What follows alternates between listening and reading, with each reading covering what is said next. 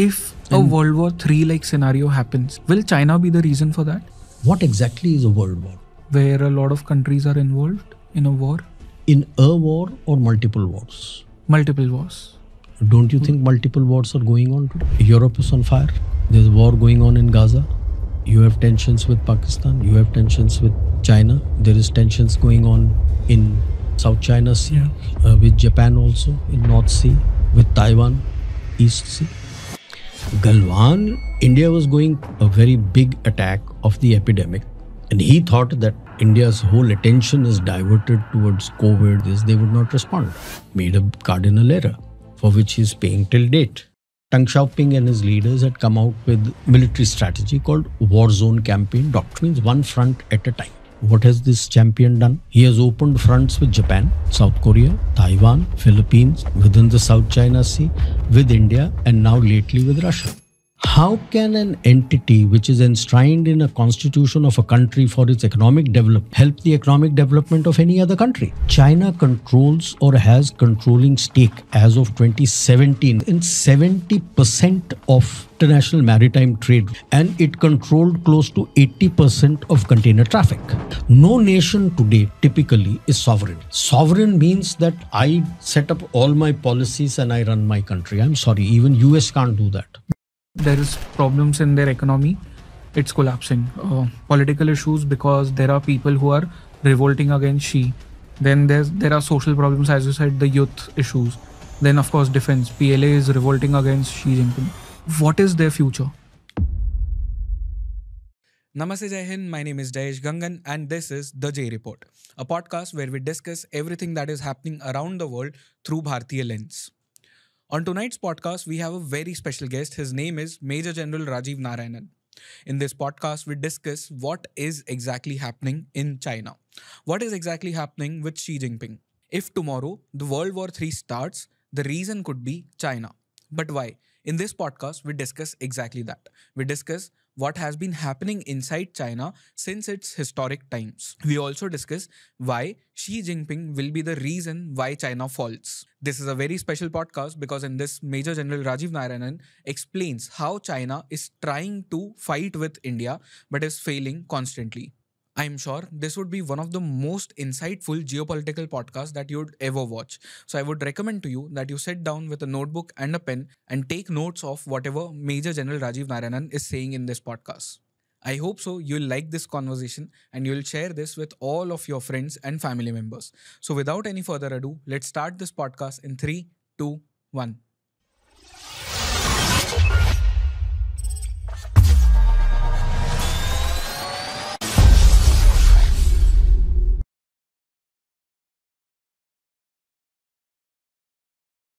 Major General Rajiv Narayanan, sir, welcome on the podcast. This is a different podcast. This is called The J Report. Okay. And here we talk about all the serious topics in the world.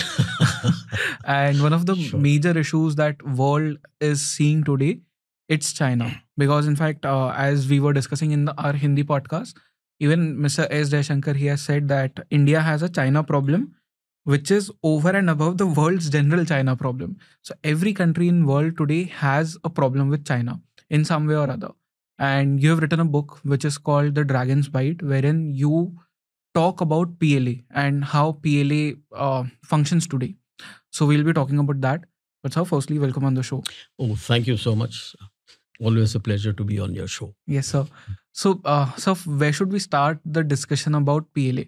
Because in itself, as you said, it's a dragon. But then this dragon has a different sort of reality as well. So where does it start?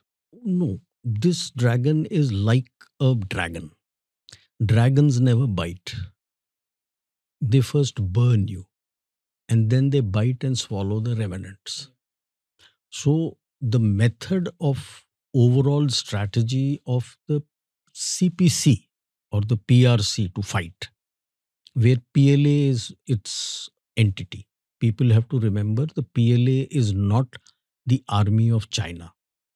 It is the military wing of the Communist Party of China. They take their oath on the constitution of the Communist Party and owe allegiance to the Communist Party. And if you read all the tasking that has been given to them right from the beginning, the white papers that have been coming out on the defense white papers annually, the first and foremost task of the PLA is to ensure the continued rule of CPC on China. So people should be clear. So PLA is there to suppress the population. The second task is then thereafter to look after its interests and secure its borders and other things. Now, the borders is a very relative thing. It keeps changing. So this is, and the PLA itself is a bulk of it is a conscript army, 40%. You can never fight future wars through conscripts. So in the beginning, right from Mao's time through the Civil War till virtually 79, it used to be massed attacks. As in? Means you had a huge size of force and en masse you would attack in waves. The waves coming at the rear may not or would not have any weapons with them. They'd pick up the weapons of those who were injured or killed, pick them up and go and fight. So when you come in a mass, for them, casualties meant nothing. Was this a strategy used in 62? Yes. Okay. Massed attack. So if you come in a massed attack and waves after waves after waves, the concept was at some point in time, the defender will run out of ammunition. Right. And we are larger in mass and we will capture them and overrun them. That's how they used to fight, and that's what they did in 62 war. That's how they fought their civil war. That's how they fought the Korean War. 79 was the turning point when in Vietnam, when they tried to attack, Vietnam paid them back with guerrilla warfare. Okay. And they must have lost, the accepted figure is 2 lakhs, but I'm sure they must have lost in lakhs, much more. They really got a thrashing. Tactically, operationally, it was a total failure. Strategically, it was a complete success. In the sense, Vietnam had gone into Cambodia. The Khmer Rouge government in Cambodia was supported by Mao, and then you can say by the CPC. Soviet Union had signed an agreement to support Vietnam. But at that point in time, Soviet Union was busy, their eyes were busy and focused on Afghanistan. So Soviet Union did not come. So it was a message to the region that China is the dominant power in the region and Soviet Union will not be able to help you. So that's why I say strategically it was a success, but operationally and tactically for the PLA was a disaster. From there came the change, where Deng Xiaoping, Jiang Zemin, Hu Jintao, and even now Xi Jinping, they kept changing and basically wanting to fight an integrated battle. Xi Jinping calls it informationized warfare, which is nothing but what we in the West talk of network-centric warfare. That means everyone is networked. You get all the information. For that, you need qualified people, well-trained people. You don't have in the PLA. Okay. The 5 major defects that have been identified in the PLA since 2012-13 by Xi Jinping still is there. That the leader, he cannot understand the situation. He cannot give clear instructions to his troops. He cannot deploy his troops. He cannot understand what the higher commander is telling. And he cannot grasp fleeting opportunities. Then what kind of a leader is he? Then what are they training them for? That's what I'm coming to. They are not looking at the PLA. PLA is like Hathi ka dant, elephant's teeth. Okay. You have the tusks, that's there for show. The actual teeth is inside the mouth with which it bites and swallows. So the CPC verily functions like a dragon. Learnings through the Long March and then from there, where you wanted to subvert the people. Hmm. So they subvert the target country from inside and let it burn, and then bring the PLA to the border and demand that you have an agreement with them and a treaty with them. Okay. Do we have any examples of this? How Yeah, they have used this? Galwan, the biggest example was Galwan. Galwan was that they always have this concept that if the other nation is facing a lot of internal issues, that's when you strike. Like I Hmm. said, you bring PLA to the border. India was going, like the rest of the world, a very big attack of the pandemic, COVID. And he thought that at that time, India's whole attention is diverted towards COVID, everything is locked down and looking after this, they would not respond. Hmm. Made a cardinal error for which he is paying till date. So that is where they feel that this is how you must do and fight. 62. You subverted the thinking of the decision makers in not using the Air Force. Right. If Air Force had been used, it was like shooting. They had no Air Force.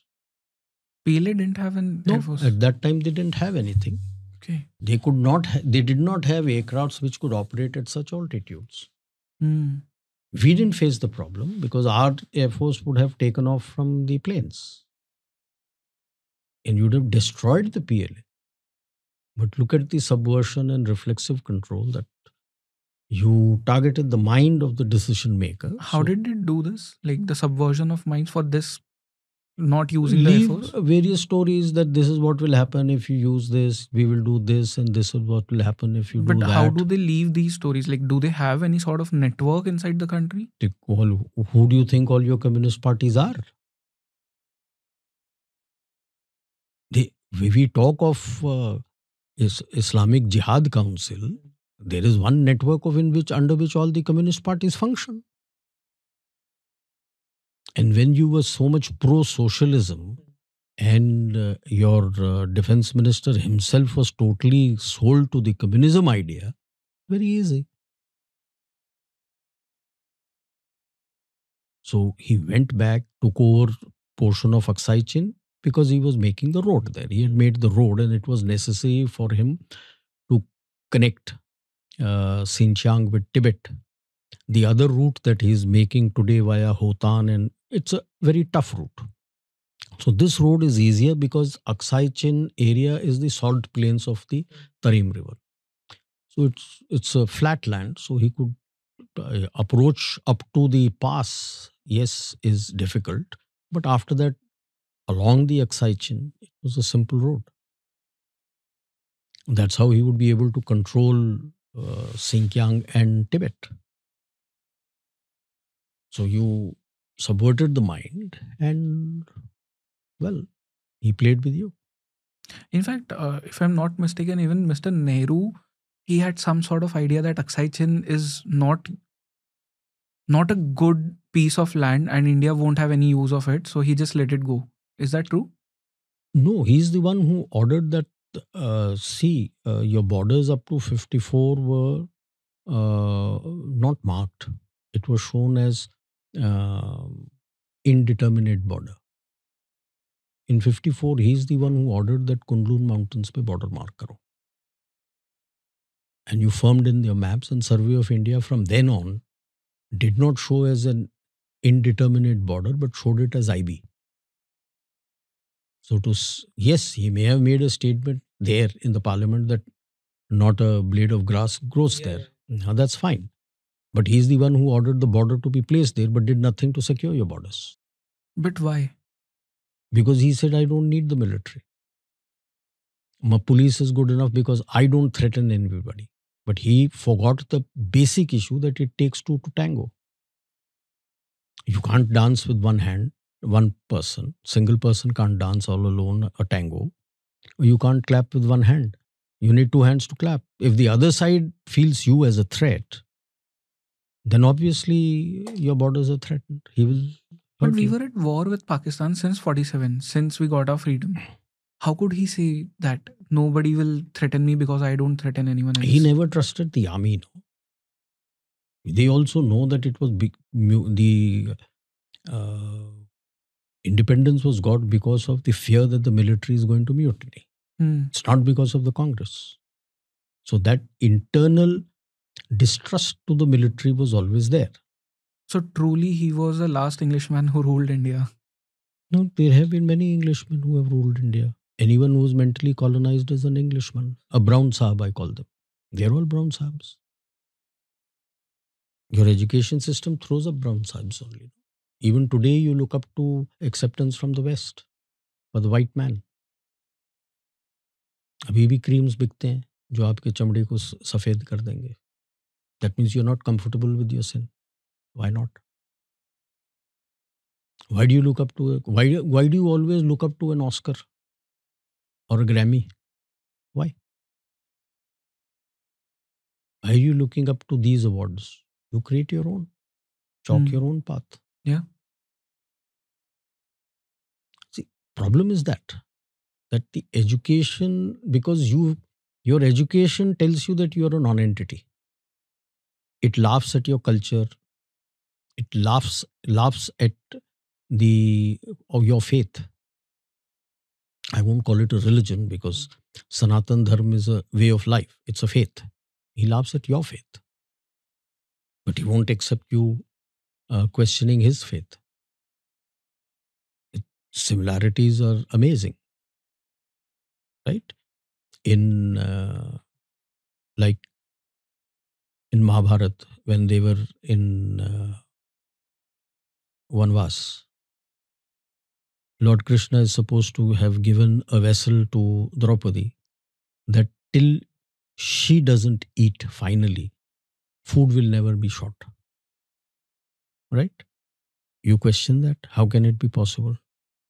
But in the Bible, Jesus Christ had just one loaf of bread and he fed the hundreds who were there with that one loaf of bread, and everybody went with this stomach full. How?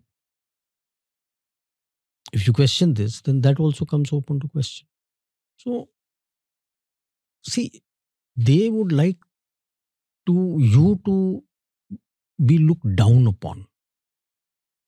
Like Mahabharat war, they leave, a lot of these Westerners have left with the teaching, a lot of our people follow it, that it was just a tribal war between tribes.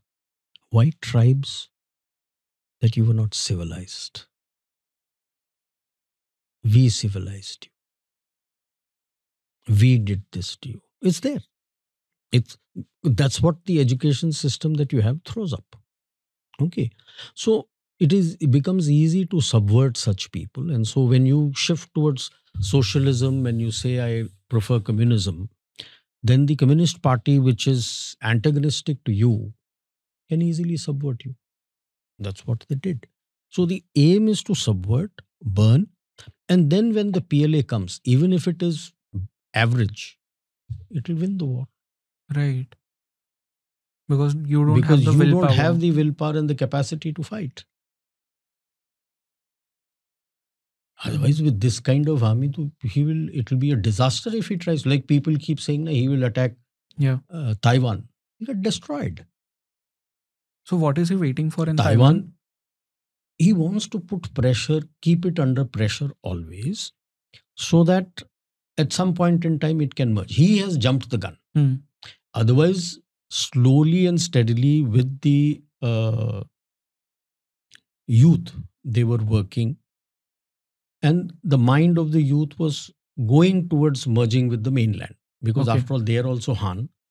And even today, close to 5-6 lakh cross-border marriages take place. Mainland se ladki comes to Taiwan. From Taiwan, the girl goes and is married in mainland China. After all, they're all Hans. Right. Okay. The problem started with Xi Jinping, who was a man in a hurry.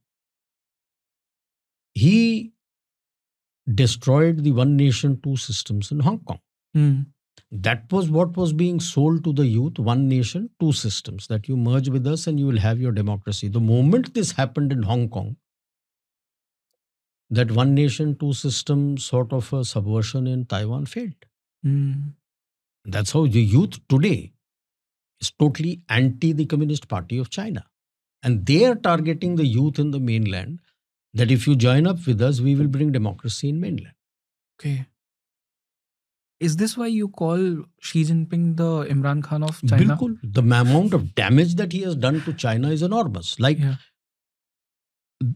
in the mid 80s, around 85, Deng Xiaoping and his leaders had come out with a military strategy called War Zone Campaign Doctrine. Means it was basically an integrated battle. It was very clear that this is meant against regional countries, not against a superpower. And it fails even if the regional countries join each other in alliance. That means one front at a time, one country at a time. What has this champion done? He has opened fronts with Japan, South Korea, Taiwan, Philippines, within the South China Sea, with India, and now lately with Russia. With what? You surrounded yourself.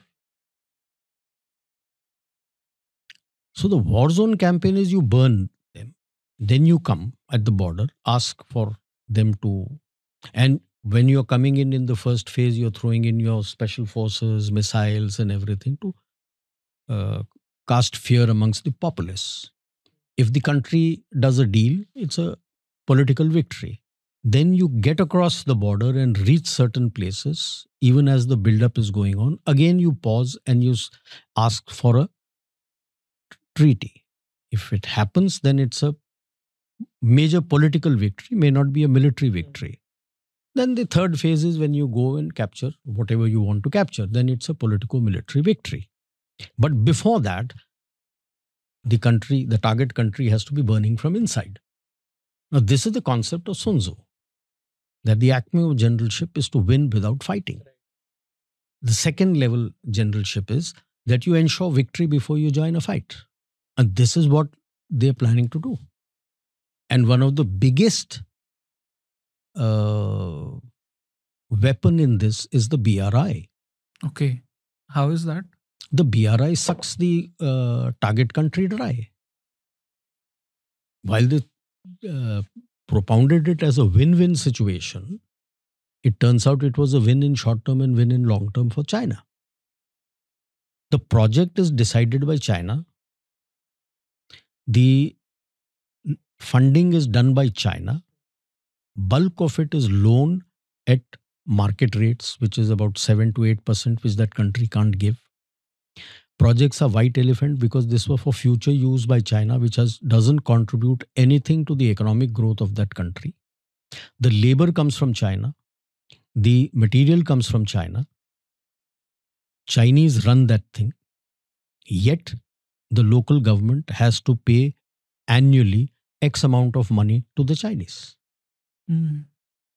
Do you have any examples of this? Hambantota, Sri Lanka. Gwadar, the electrification in Pakistan. Mm. Is this why Pakistan is in such an economic Of turmoil course. right now? Of course. Okay. No, this is one of One the of the reasons. contributors. Yeah. One of the contributors. Right. But it is a total disaster today.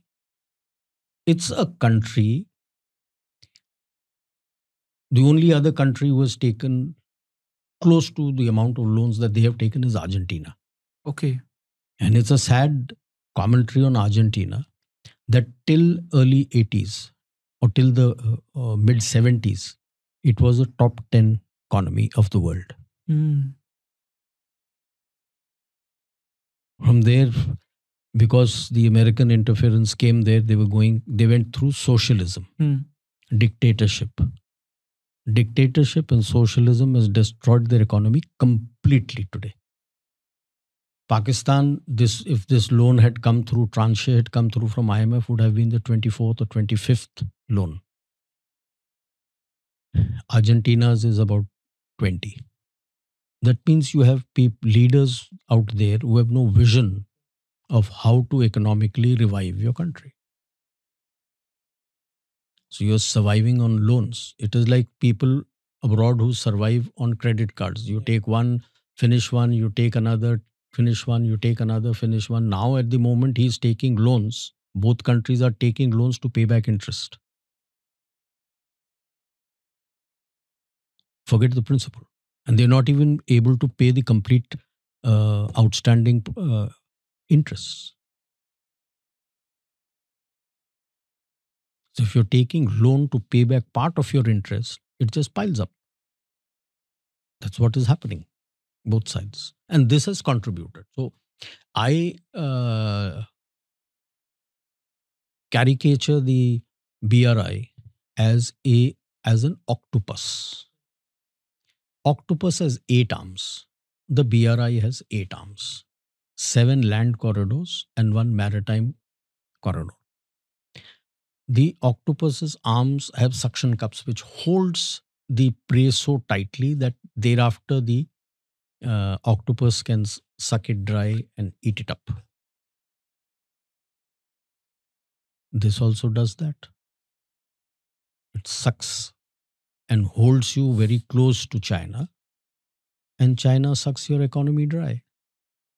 It is, people should have understood it when in 2018 the BRI was enshrined in the Chinese constitution, that is the way for the economic growth of China. How can an entity which is enshrined in a constitution of a country for its economic development help the economic development of any other country? And the leading economists here in India today are crying for कि BRI hona chahiye. What economist are you? I am not an economist, but it is very clear to me that if anything in the constitution is enshrined for the benefit of a particular country, it cannot benefit anyone else. Whatever benefit will come is crumbs.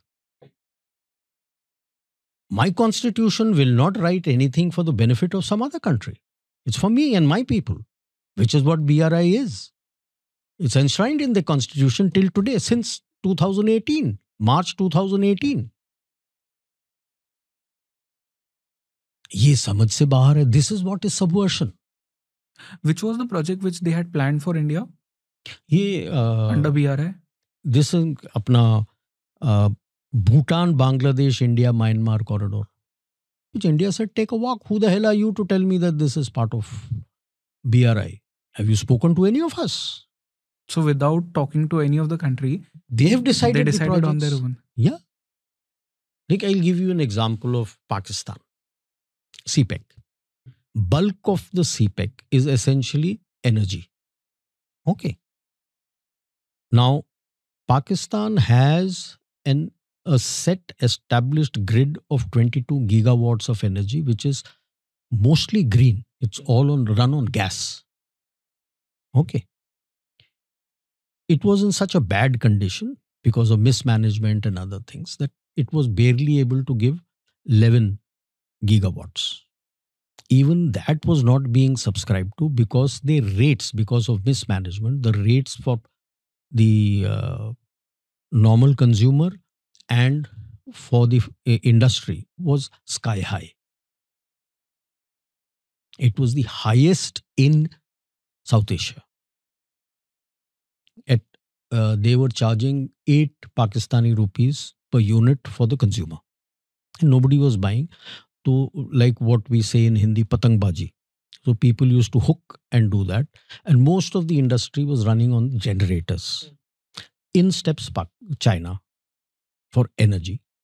They decide on 34 gigawatts. Pakistan thought they will do up 22 and give us 12 more. But the Pakistan Ministry for Electrification, Energy, they had done a paper as far back as 2014-15, and they had said that till 2040, they needed 6 gigawatts more total. That is 28 gigawatts. Here he comes is 34. He doesn't do anything with 32. since he's wanting to go green himself in mainland China, he takes out all those, refurbishes this and starts putting it in Pakistan. And Pakistan is paying it as if new. Yeah. And it is all supercritical thermal power plants. Good. They give you better output. But sourcing not from India, which has the supercritical coal, so the cost will be less. Sourcing from Indonesia and Australia. Everything brought from China, labor brought from China, even the electrification, power pylons, wires, everything brought from China. Pakistan had a good, relatively good industry as far as cables were concerned. He didn't touch them. The cable industry has collapsed. He collapses your industries, everything, by stepping in himself. Now, how do you pay for it? Now, the cost of the power from this grid, Chota, that he has established, entire amount they have not yet done. They have done barely about 30% of the projects of the 62 billion. At others count it at 72 billion. You go to 72 billion, is barely 20% that they have executed. The cost of the per unit is 11 Pakistani rupee. When 7 only the people were not buying, who's going to buy at 11? But the arrangement is there. The killer is that arrangement in the treaty, that whether you sell it or not, this much money the government of Pakistan has to give. So the government of Pakistan has to give. That's where the whole problem lies. Right. That was the same problem with Hambantota. You made an international port. Now that is not part. Wherever the the maritime Silk Route he is putting in, the basic question that should be asked, which I've been asking at every forum, is there already exists an international maritime shipping route. China controls or has controlling stake as of 2017, which Financial Times of US had said, 2017. I don't know how much has fallen today. It was having access in 70% of the maritime Silk Route, the international maritime trade route, and it controlled close to 80% of container traffic. 80%. Right. Then, as a simple man with common sense, you should have asked that if he has sunk billions here, who's going to run this maritime Silk Route which is different from them? You make an international port, it earns money from all the ships which docks there, which pay money for staying there, the labor hire charges for unloading and loading, and the victuals that you take. More the number of ships which dock there, more the money you earn. Right adjacent to Hambantota, the international maritime route where you have Colombo. Who will come to Hambantota? A small fishing village where only 4 or 5 fishing ships come there. But the clause is there that every year you have to pay. Same with that Hambantota International Airport. Champions that are armchair economists are saying that India should have taken over that port. For what? Hafte mein ek flight aata hai. Right. How will you run an airport There's with no that? cargo traffic. Nothing. Nothing. But then why was that port made? What was their To reasoning? buy behind off Rajapaksa family. it? Okay. And that is how in 2009 you didn't step in. And they had a free hand with LTT. And all the weapons and everything were given by them, and to buy off the Rajapaksa family. That area is Rajapaksa family. They were about to sell off all that land out there adjacent to the port and the airport for them to set an SEZ. People went up in arms against that because that is the rice bowl of Sri Lanka. And that's where it stands. Now, if whether you earn the money or not, if you're going to be paying, what are you paying? And how did you sign? That means imagine the amount of money the bigwigs would have been given. That's where I say, unless you have a vision for your country, you will get caught into traps like these. Right. So essentially, if you are signing any deal under BRI, you are selling off your own country. Of course. Because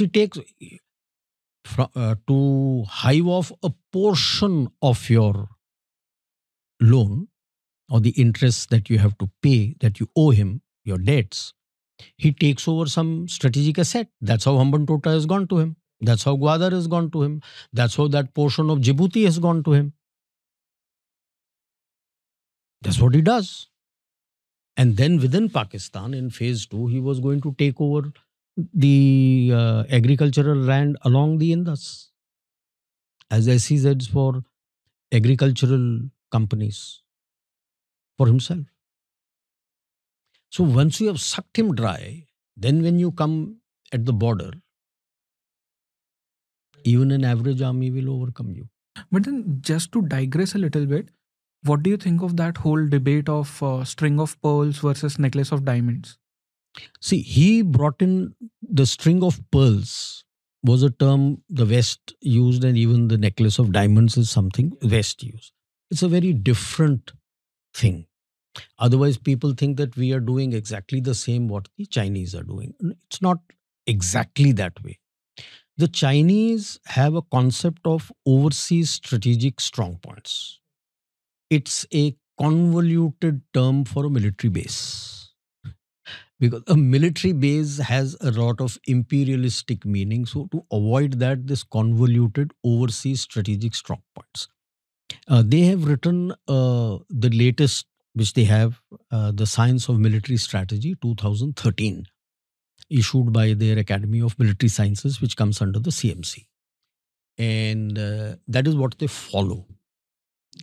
The English translation of it was made available by the West in 2015. When you read it, it's an eye-opener. In that, they have devoted a lot of space for overseas strategic strong points, which is not only in ports, because that is where you're seeing it today. It is also along the land corridor to protect their interests. These are supposed to protect the Chinese interests.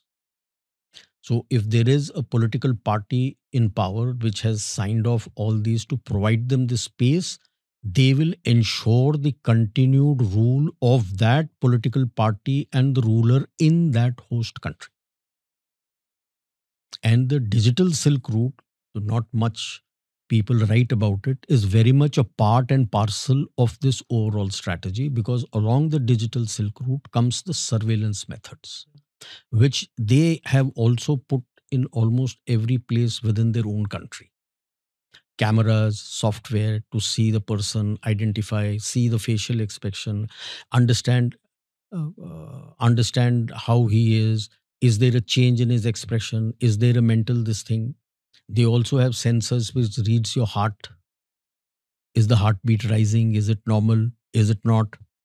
And from those softwares, they identify and find out that are you under pressure to do something, or are you coming in adrenaline high that you come to do something wrong? Identify when you come out on the streets against somebody so that you can be targeted later. Identify your family, extended family. All this comes under surveillance, which has been laid out within Pakistan. And most of these places, they lay it out. The digital Silk Route follows the land corridor of the BRI. Gwadar is important not as a port. That is the place from where the internet submarine cabling will go, Chinese internet, to East Africa, to thereafter to Europe also, Central Europe. It's called peace. What a conundrum. There's nothing to do with peace, but it's called peace. Yeah. So it's a parallel internet. See, the Chinese always, like I said, the shadow organization is a parallel organization to whatever the West is doing. Yeah. So this internet submarine cabling and other thing is a parallel organization giving them their internet connectivity, spreading their WeChat, Weibo and all that to these countries. And they tell them to come here. So then you can collect data and through your software coding and other things, do your AI to identify how to keep the populace suppressed. So that person who is in power, who has given them all this access, continues there, and country, you'll just give them some crumbs. It's for the larger benefit. Like all roads lead to Rome. Hmm. If you look at the land corridor, all land corridor leads to Beijing. So anything and everything, like the Roman Empire, the vassals fought for Rome. Hmm. The prosperity was for Rome, not for the vassal states. Same here, BRI, the prosperity is for China. It's not Right. for anybody else. That is their concept of Tianxia, Middle Kingdom, of how they will control. Because even when you come in here and give them everything, as per them, you are barbarians. Hmm. So the barbarians are being controlled. Right. We are also, as far as they are concerned, we are also barbarians. So all this about the two civilizational connects and everything is all for show. The global civilizational initiative is also show, deception. Because as far as they are concerned, they are taught from childhood the 5 zones. Center is the royal zone, Hmm. then is the royal domains, then comes the what they call is the vassal states, then comes the allied barbarians in the land of the barbarians. Hmm. So the vassal states are supposed to be Xinjiang, Tibet, Yunnan, Manchuria, by the way, Mongolia. Okay. Not just name Mongolia, whole of Mongolia. That's why in that 5 battles he talks of outer Mongolia. Right. Outer Mongolia is the Mongolia. Hmm. Okay. Why Mongolia? Because they revere Kublai Khan. Kublai Khan's dynasty is called the Yuan dynasty. Hmm. And the currency, by the way, is Yuan in his name. So they lay claim to that because he converted to Chinese culture. So they lay claim to Mongolia that Okay. Mongols are our domain. So this is the vassal domain. Then rest are allied barbarians. So outside that is allied barbarians. So anyone allied with them, like Cambodia, Laos, Pakistan, North Korea, allied barbarians. We are barbarians.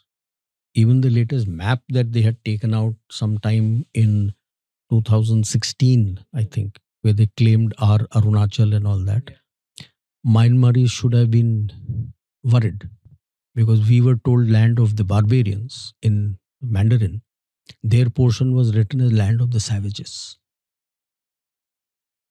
This is the concept with which has been fed into the child since 5-6 years old when he goes to school.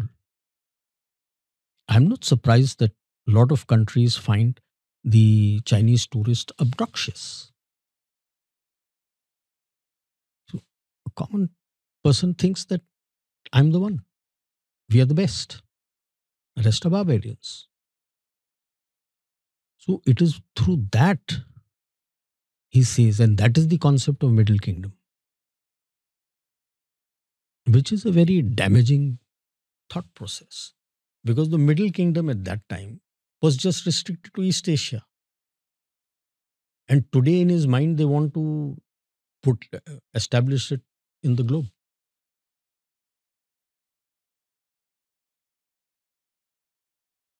This is the kind of person you're talking to. So Yeah. if he says that I would like to do this with you, Hmm. I don't think we need to have any trade or anything with them. It's their wolf warrior mentality. No, wolf warrior is to be aggressive. The diplomats not being diplomats and being aggressive Chinese. Because a diplomat is never aggressive. If you're aggressive, you're not a diplomat. So a wolf warrior is not a diplomat. That means you become an aggressive Chinese to defend your indefensible actions. And especially it began because it was traced back that the COVID started from Wuhan, the library, the that lab, biolab in Wuhan. To defend that we are not to blame, you became aggressive. How can you? I still in my writings call it the Wuhan COVID virus. Why should China not be named? All other viruses are named by the place from where they came up. What is so great about China that it should not be named? I think Donald Trump is the only one who calls it by its name, the Chinese virus. Yeah. There's no other leader who calls it like that. I wonder why. ऐसा क्या है? See, people are starting a narrative as if the Chinese are indispensable for the economic growth of any country. Bhai sahab, before the 70s, economic growth was there in the global north. Where was China? Please answer me. Where was China? China was nowhere. So how come today you say China is indispensable? I call it a false narrative. China is not indispensable. I don't need China for the growth. But why is the world scared of China? Because they permitted them to spread so much. And like I said in my talk yesterday, the deep state, the round table of the deep state, George Soros and his ilk are part and parcel of along with the Chinese. So that LCM has spread like a virus all over the world. In every aspect of your life, your governance, everything they are sitting inside, their people are sitting inside as fifth columnists. How do you eradicate them? Look at the challenge you face within your own country. Suddenly you start a narrative that FDI should come from China, knowing fully well how he uses FDI to squeeze you. And that China is indispensable, so we must do China plus one, be part of China plus one. Why? You become China plus one is not Atmanirbhar Bharat. Atmanirbhar Bharat is Bharat plus one. Who says China is indispensable? Sorry. You don't need China for the growth. Or I would rather say you don't need PRC for growth. Because PRC is not looking at anybody else's growth but its own. So when he is saying I want to come in, that means he has an ulterior motive to utilize whatever you have for his own growth. And he will stymie your growth. You are looking at him as an antagonist, that he is a threat to you, and you're permitting him to come in. That is what EAM has said. That it's a very different challenge that we face. We also have a border problem, plus this economic problem. The West has an economic problem. The West has an economic problem because you have allowed the green initiative to rise so much that you're scared to set up factories. Like our man Trump will say MAGA, make America great again. Good. Where are your factories? Where are your skilled labor? Yeah. And without that, you cannot make any country great. And I fault our own business houses. You are only looking at high-end technology to make in India. What about the low and medium end? They have a much bigger market than the high end. Maybe one odd sale from high end may give you a lot of money, but the turnover and sales of the low and middle end is enormous. I'll give you a simple example. My UPS went defunct, so I was searching around to get a good UPS. So I found a German one, showed that the outlet and everything they showed here near Mumbai only. Bought that. When it came, it's made in China.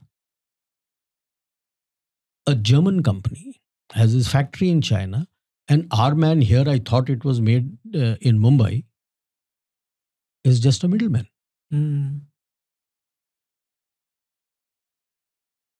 And he had shown that he is the manufacturer. He's not the manufacturer. Right. It's been manufactured in... Why can't you make it here? It's not a high-tech thing. It's just a UPS. But then I feel there's this problem as well. When anything is manufactured in China, it is manufactured over there because of the rates that they give. And they're enormously at a lower price. No. There's a difference. Today, the MNCs are finding that the cost of manufacture in China for them is going up. It is going up? Yeah. Okay. It is for their own companies, not the MNCs who have set up plant. Like this is an MNC German company which has set up plant there. This is for the Chinese company making, they would have stolen whatever technology from here, making it in China. For them to steal the global market, they give them those subsidies. Okay. But that is hitting back at them today. The economy is on a downslide. Hmm. Like I make it for $20, but I'm allowed to sell for $10. What do I do for the balance $10? Right. How do I run my factory? Have you thought of that? So you are telling banks to keep giving him money. Banks have run out of money. Yeah. The banks are collapsing. How do you run a country like that? And the reason behind this ruin is Xi Jinping. And it has, Xi Jinping, I would say, has accelerated it. See, the problem always existed. This is what they were doing. But they were doing it in a slow, step by step, methodical manner. Like we talk of BRI.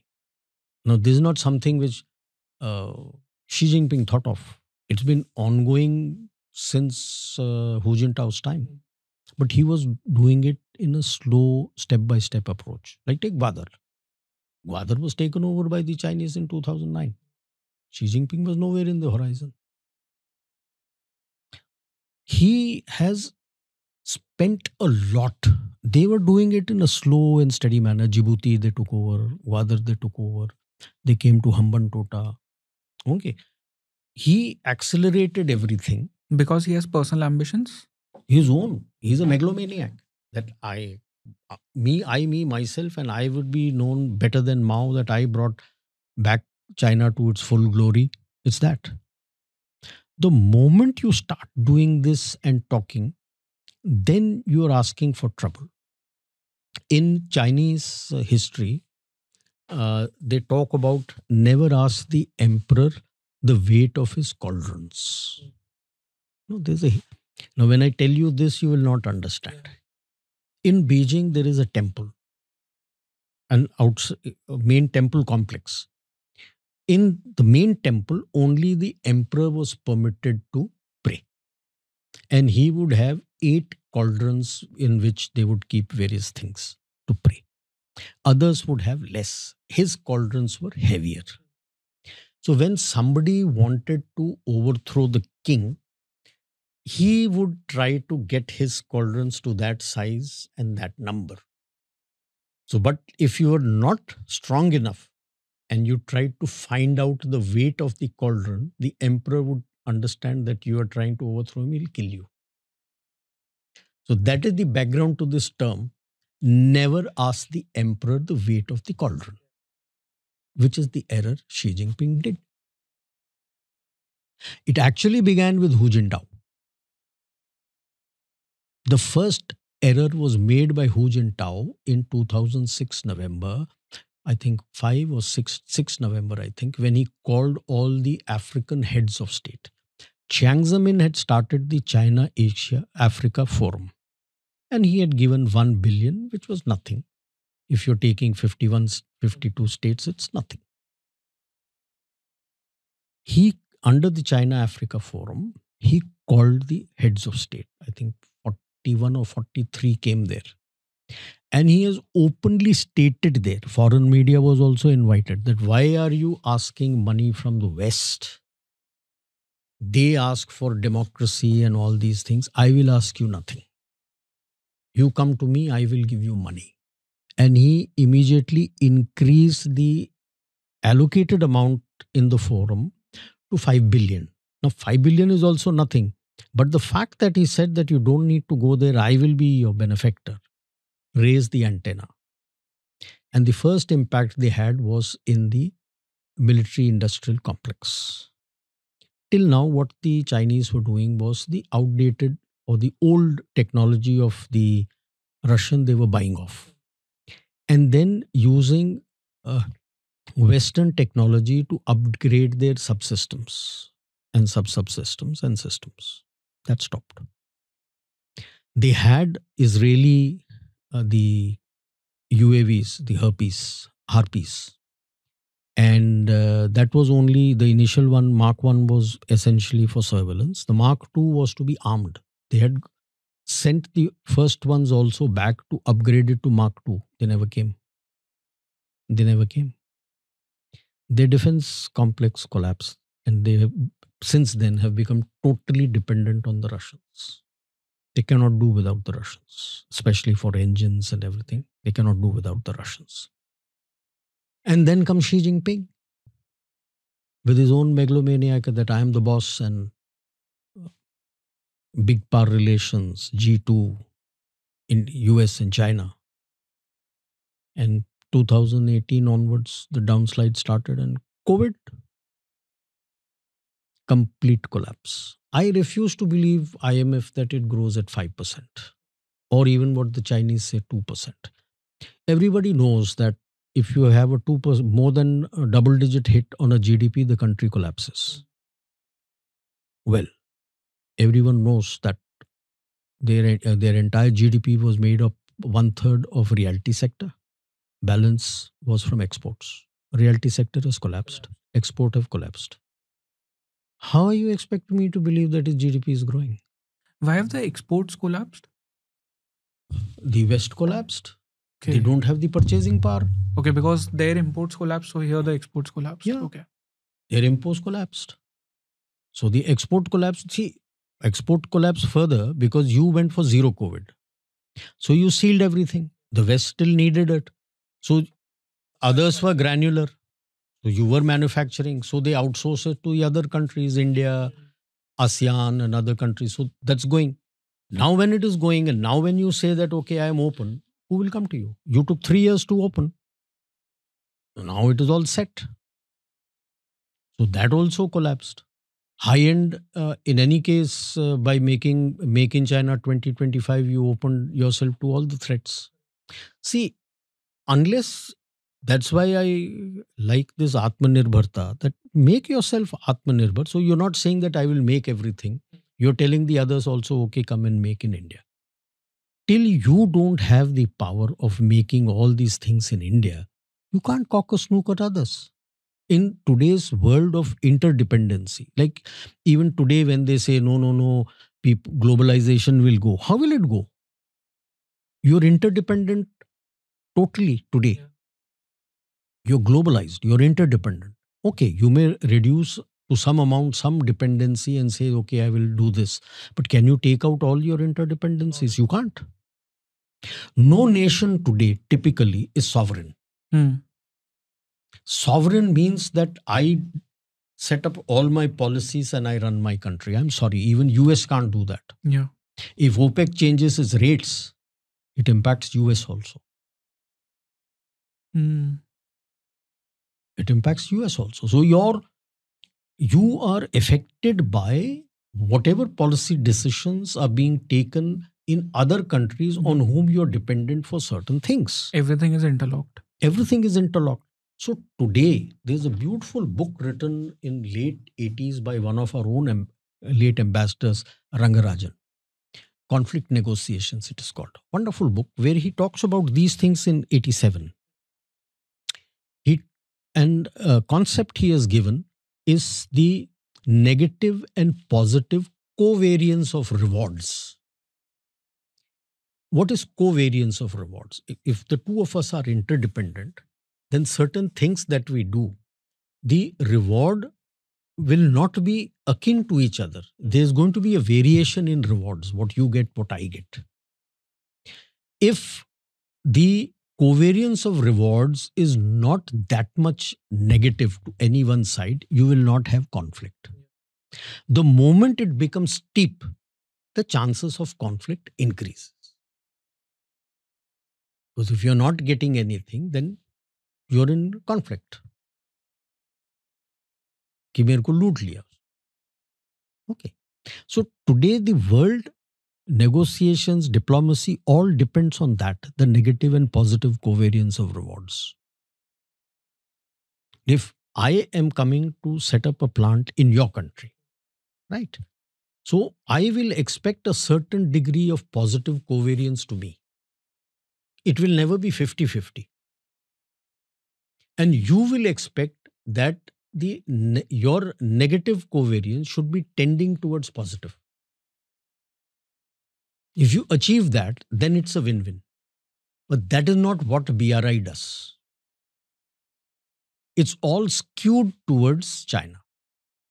And that is why the growing murmur in the population against China. Wherever they have gone, whether you take Africa, you take Pakistan, you take Myanmar, there is a growing anger and hatred towards China because of that. That we are not getting anything. So if you go today to Africa, they compare the Chinese and Indian companies and say they prefer Indian company, and they've given a very nice example. They say that if there are 100 people in this, the Indians will come with just about 5 or 7. Rest they will train us from the lowest level to the highest level, and 93 to 95% of the workers will be local. Whatever is available locally, they will source that. What is not available locally is what they will get from the nearest place which costs least. Now he says, look at the Chinese. If it is 100 people, only 5 to 7 will be us at the lowest level. Everything will be theirs. Everything will be sourced from China. So how does it benefit us? Technically, they are using them. Yes. That's BRI. Means you suck them dry. That is being used to be able to get a strategic asset to set up the overseas strategic strong point to control that place, so that then you have control over all these places. You essentially are trying to go in for economic colonization versus olden days colonization. It doesn't work. That's why the backlash. So today he is at his weakest. And you have a window, 10 to 20 years. If you can make use of the window to strengthen yourself, good enough. Otherwise. But then in that 10 to 20 years window, who needs to go against China? Is it India or US or the whole world? I'm least interested in the rest of the world. Hmm. Whether they come, they don't come. I have been handling China myself all these years. Nobody came to me.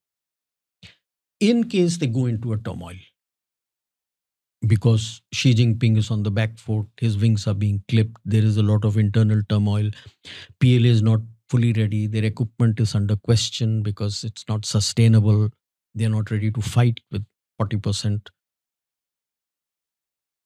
Supposing there is an internal turmoil and they go into a sort of a civil war, I must do whatever to protect my security interests, which is the liberation of Tibet, if possible, the liberation of Xinjiang and liberation of Yunnan. Yeah. But for the liberation of Tibet, don't we need to have a say in who will be the next Dalai Lama? Let the people say. Why should I say? But don't we That's need to the interfere error. over there? Why? In any manner? Why? Because we also want that leverage, right? You will always have it. Have they ever forgotten that you were the one who No, gave all never. the support? Never. Why do you want to interfere? Hmm. You help them in whatever is there. They have a proper structure. Why are they going against China? It's because Xi Jinping wants to interfere and dictate who will be. Why do you want to do whatever Xi Jinping But is same doing? thing is US doing, right? US is too far removed. The further away you are from the point where some tensions are, your perspective will be But very then different. when Nancy Pelosi comes and meets the Dalai Lama, isn't that some sort of indication that US wants to interfere in this? Who will be the next Dalai Lama? No. Do they want a stake in that? No.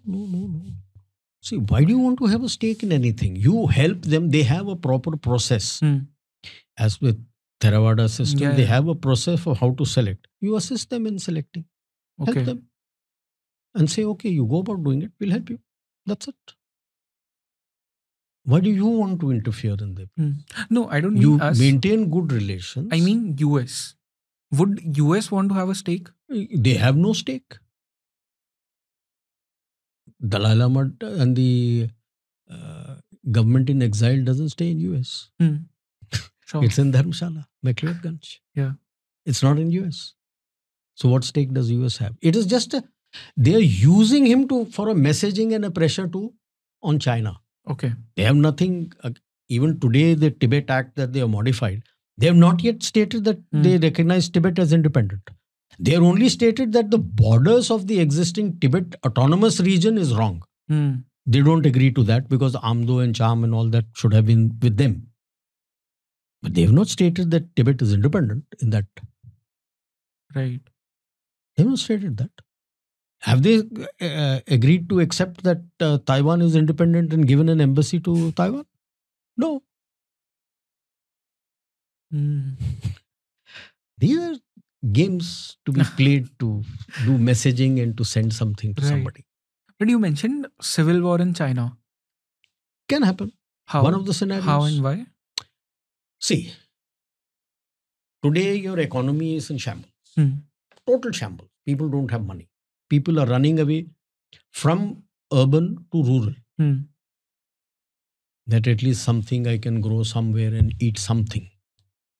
Which is a major point that yes, there is an major economic downslide.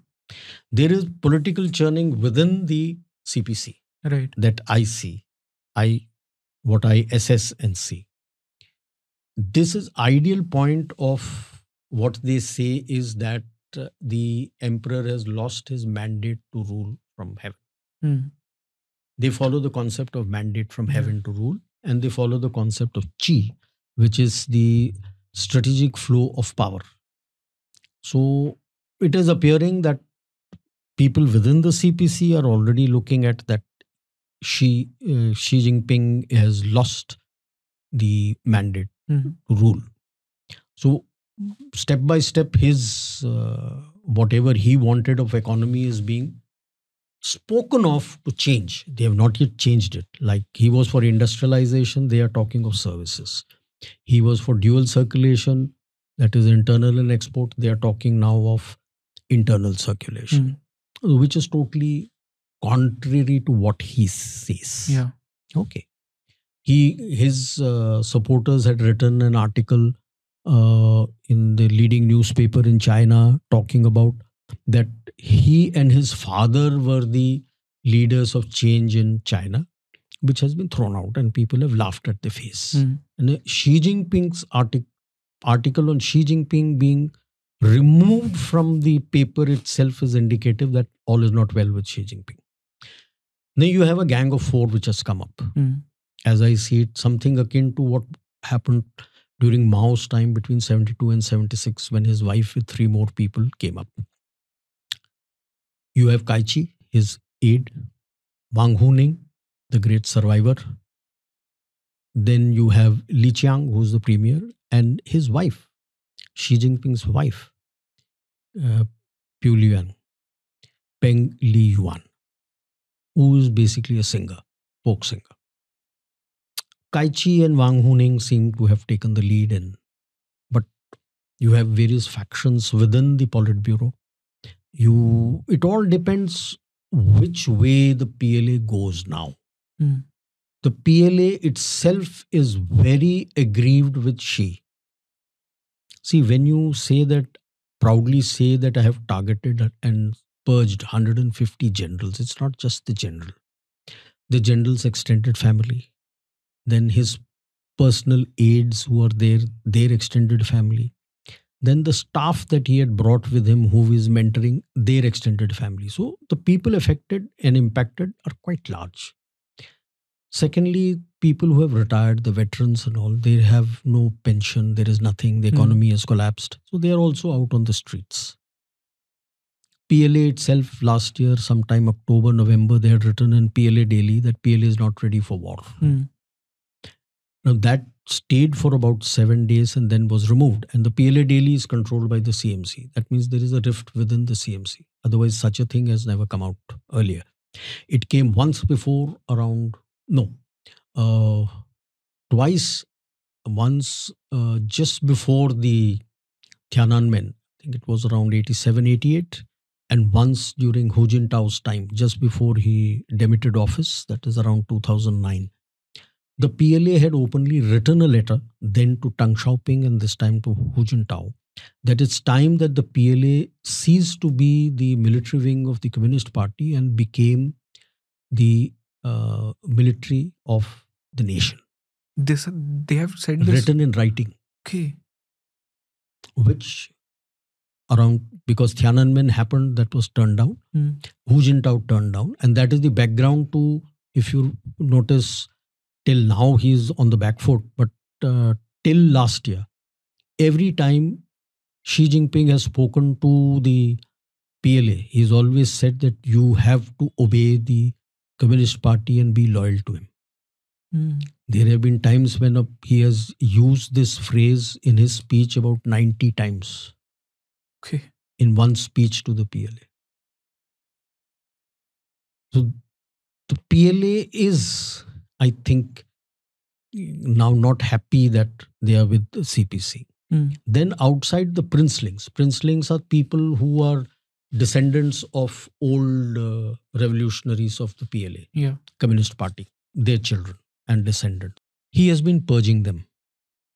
So they have all got together under one umbrella, under Liu Yuan.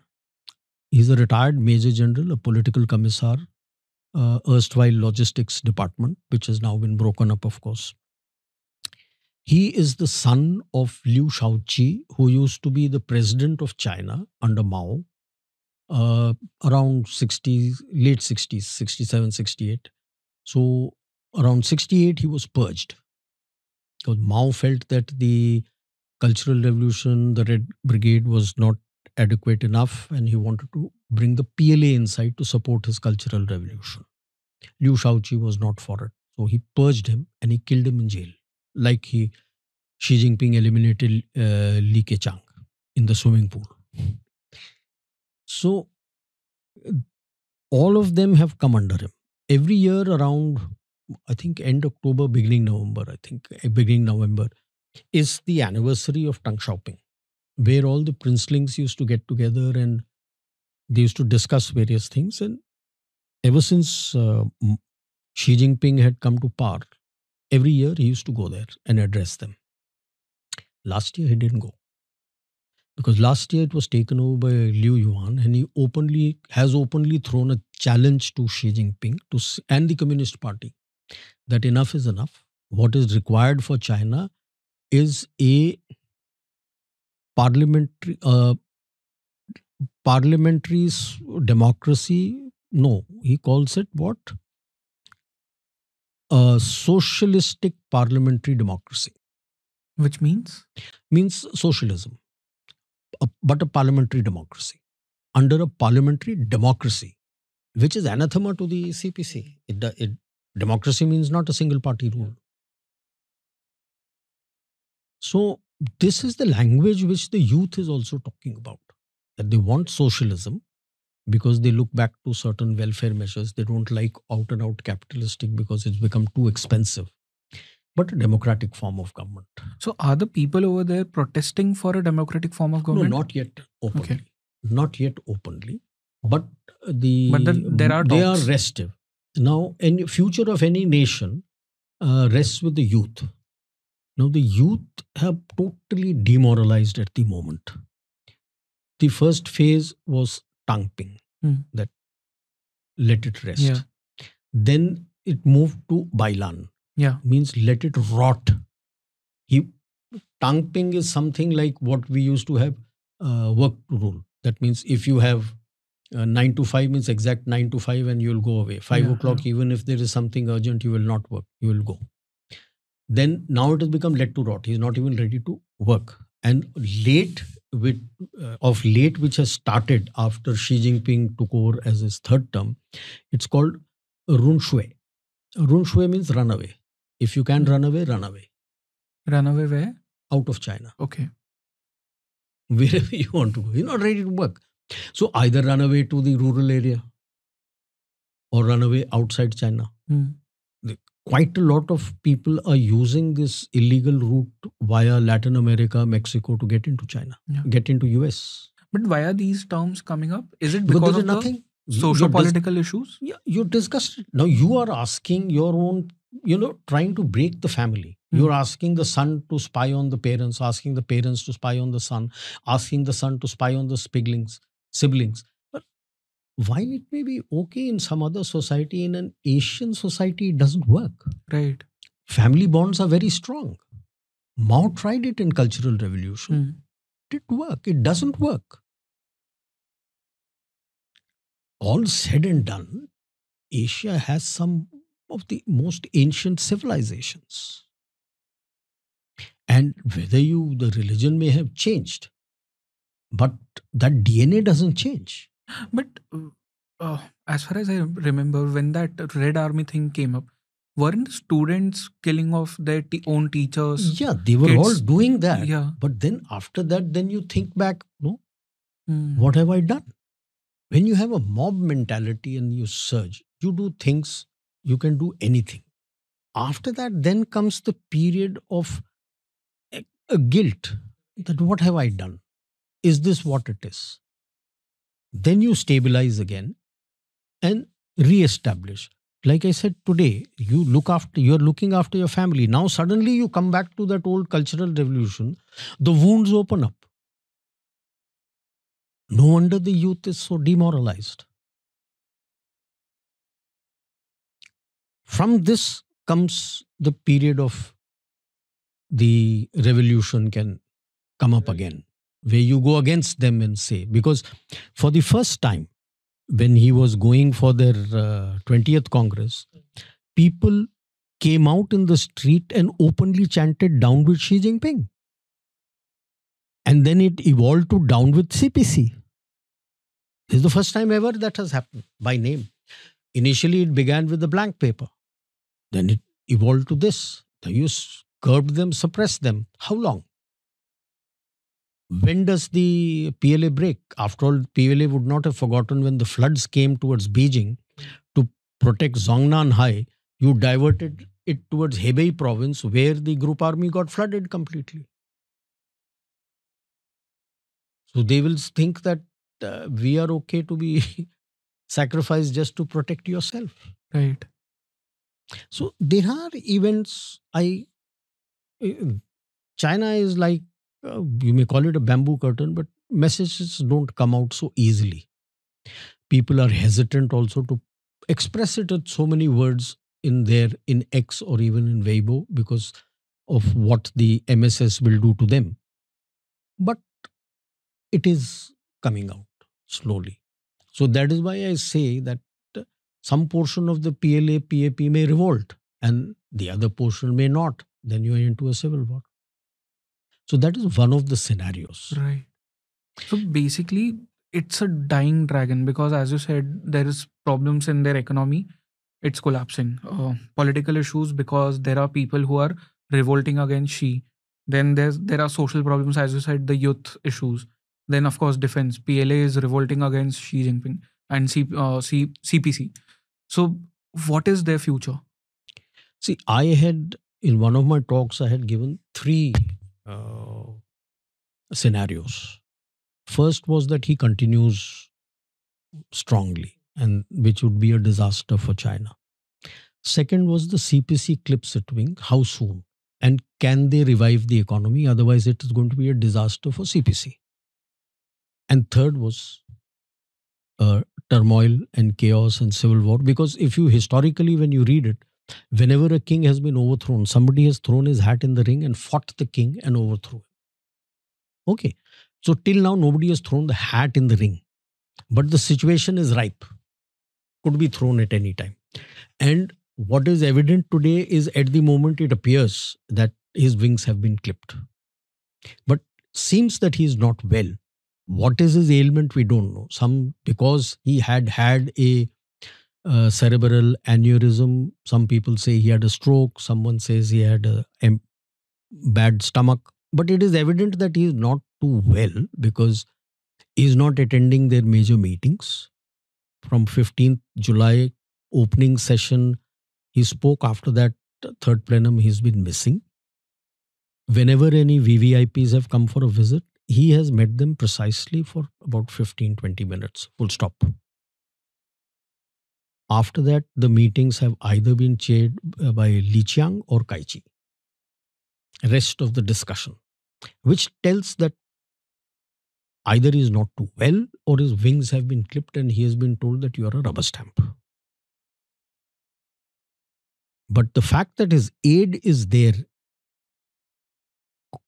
at least to some level, calling the shots, indicates that he is not well, and is that is why he's where he is. And otherwise, why would anyone allow Kaichi to take positions? But then wouldn't an injured dragon want to spit fire one last time? And it just might be the case that it would be with India or Taiwan. Is the PLA ready? And Taiwan, though, it will be a disaster for him. And will he spit fire on his own people? Where does he spit fire? Hmm. And with whom? So their doom is near. Yeah. It's like in one of the places I had said, uh, the death of a dream even before it was realized. You had a dream. You see, Michael Pillsbury in his book 100-Year Marathon had mentioned that in the speeches of Deng Xiaoping, all the speeches have not been translated into English. In one of the speeches, he's 85. He says he had told the people that it will take them 100 years to catch up with the West. Okay, that is 2085.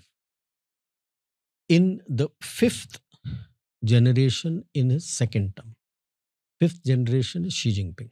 Second term was 19th Congress. He was to do a study to see if there were any slippages, any review of directions to be taken, what part to be followed, and whether they were early or late, and carry on. And his was Tao Yang Hui, hide your claws and bide your time. And never take leadership. It was a 24 character, never take leadership. 2008 economic issues that came up globally, the mortgage issue, Lehman Brothers. Incidentally, Xi Jinping and his hardliners felt that now the Xi is in the side of Chinese and they should now become aggressive. Without realizing, you were not economically strong. You were totally dependent on the US and the West. And you antagonized them. Chapter closed. Deng Xiaoping had said that it'll take 100 years based on Sun Yat-sen's book.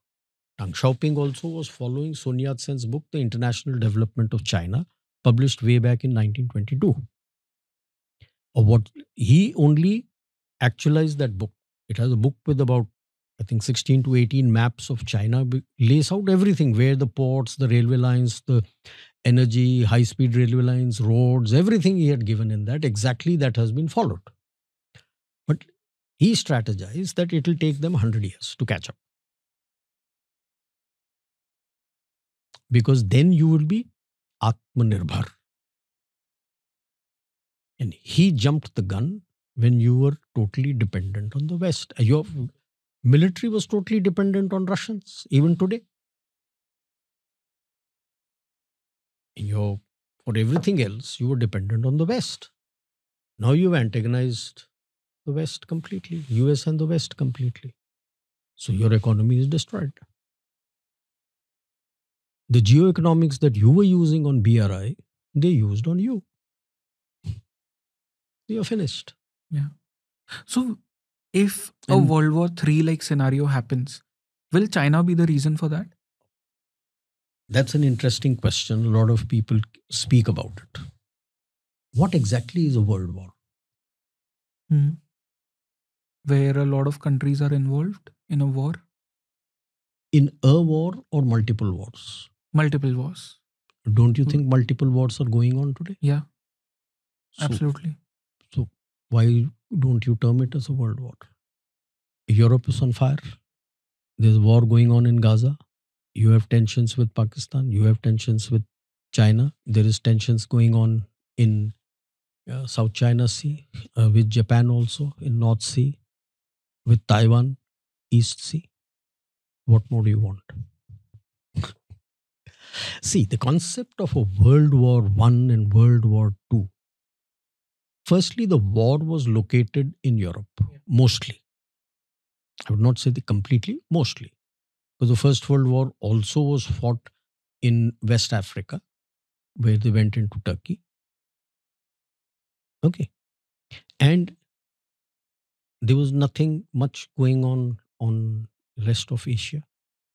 But the powers who were fighting had a global empire. And the whole lot of armies from the rest of the colonized countries were also fighting there. So they deigned to call it a world war. But it was a European war. Now you come to Second World War. It was fought on two flanks, Europe and East Asia. It came up to our shores in the northeast, but it was generally Pacific.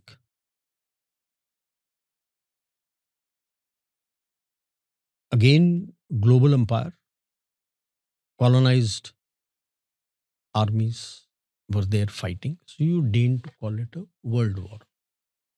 Today, Europe is on fire. West Asia is on fire. You have something asymmetric warfare going on between Pakistan, China with India. You have a sort of a conflict standoff which is going on in the Western Pacific region.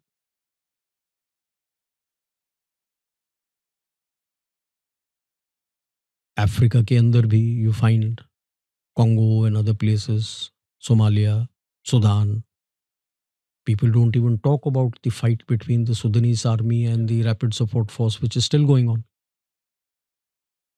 How you've strife in Libya, you have strife going on in Red Sea. What more do you want to be a global war? You want every inch of the globe to be at fight?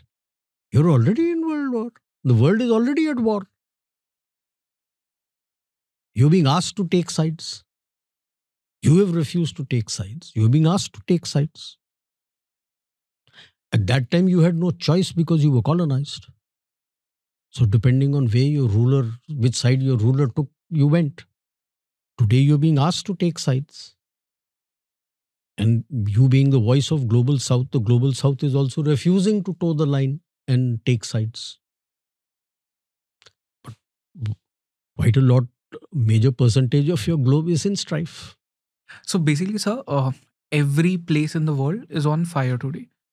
What do you see will be the outcome of all of these things? This is what began as a VUCA world and added on as a Bani world. As in? Bani, brittle, anxious, non-linear, incomprehensible. These are all terms thrown out by the West. Basically, it's the churning going on. The global order is shifting. You've heard of the Thucydides trap. No, that used to be in the old age when you were power rising, then you fought. That was the background to the First World War, which led to the Second World War also. Today, in the world of globalization and interdependence, it's not an open kinetic warfare like what is going on in Gaza or Ukraine. It's not necessarily that way. It will also be non-kinetic, which is also called asymmetric or gray zone warfare. Gray zone warfare is ongoing, like what we had discussed earlier, full spectrum or unrestricted warfare. That carries on. That's a warfare which is made to ensure that you curb the rising powers, which is where Bharat stands out aside. Because you have risen despite the world not giving you a peace quotient. There was no peace dividend. You were always in strife, internal, external. Despite that, you have risen. So they are scared of you because they find that they don't have leverages to control you.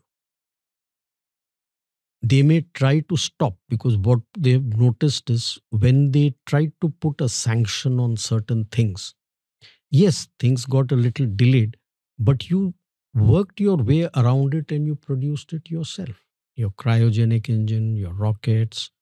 You look at your Mars mission, it cost you one tenth the cost of what NASA does, because you used what is called, I would, in common parlance, I would say you use judo or jujitsu, using the gravity. The gravity flung it, and you kept building up that uh, potential energy, and it threw you, and you reached Mars. You didn't need to power yourself all the way to go there. You used the energy, you used your brains. That is what scares them. Our Jugaad mentality scares them. I won't say it jugad. I would say it's an intelligent use of your resources. It's an intelligent use of your resources, which you did. And you achieved something better than them. And you're doing it again and again, repeatedly. And your launches are much cheaper than what they do, satellite launches. So people want to come to you to launch their satellites. So this is the scare that they have, that in this, and that is the background to everybody saying that India is going to be the fulcrum of any world order which emerges. Because everybody else has needed a holding hand. You didn't. So if somebody held your hand, they are scared to hold your hand, because if they hold your hand, then where will you reach? Right. So that is the scare that they have. And in any case, the world over, this churning is going on, because it is not that the US has stopped being a power. The power differential has reduced drastically. And that is where it creates issues, that there are so many rising powers coming up. They were able to curb, to some extent, China. China, you will not fully suppress, but yes, it will still be one of the hubs of the supply chain. From being the hub of the global supply chain, it will be one of the hubs. Like you would be one of the hubs. That is one of the lessons which has come out in COVID, that don't put all your eggs in one basket. So that's going to happen. But how, who will come up, what will happen, what shape will it be? US looks at unilateralism. China thinks that it should be, for the moment, only two powers. Later on, it will become a unipolar. So they are looking at something bipolar, but they are scared of a Cold War. It's already on. You say that multilateralism. You don't use the word multipolar. China and the US use the word polar, because they follow that concept that I am the leader, rest will follow. You don't follow that. You are saying that we'll all be together. So it is multilateralism. There'll be multiple people, and you have to discuss with each other and carry each other forward their interests. Will the Europe look at multilateralism? Because there is a rise of nationalism within the Europe, which the liberalists or the leftists called as rightists, may call it by whatever name, they are nationalists who want their country. Will EU survive? Today, the MEP, the European Parliament is full of nationalists. Will they want such a union? Or would they redefine the union? You don't know which way it will go. That's why I'm saying there's a churning going on. Whatever emerges, you will be the fulcrum.